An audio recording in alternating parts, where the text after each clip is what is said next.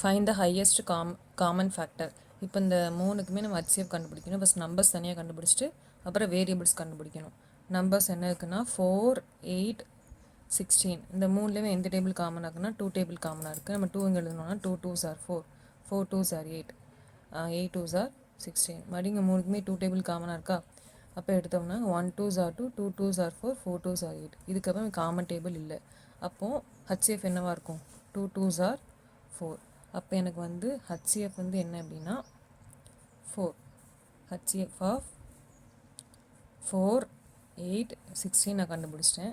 இப்போ நம்ம என்ன பண்ணோம்னா இந்த ரிமைனிங் இந்த வேரியபிள்ஸ்க்கு பார்க்கலாம். அது என்ன வரும்னா இந்த வேரியபிள்ஸ்லேயே லோயஸ்ட் ஃபார்ம் நம்ம எழுதணும். இங்கே பியில் லோயஸ்ட் ஃபார்ம் என்னது? இங்கே 2 இருக்குது, 3 இருக்குது, இங்கே ஸ்கொயர் இருக்குது. பி ஸ்கொயர் தானே lowest form. So b square. Next க்யூவில் பார்க்கல என்னதுன்னா க்யூ ஸ்கொயர் வரும்.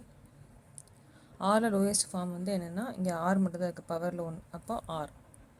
இங்கே ரிமைன் நம்ம நம்பர்ஸும் எழுதிடலாம். அப்போ ஆன்சர் என்ன அப்படின்னா ஹச்சிஎஃப் வந்து 4 b square q square R.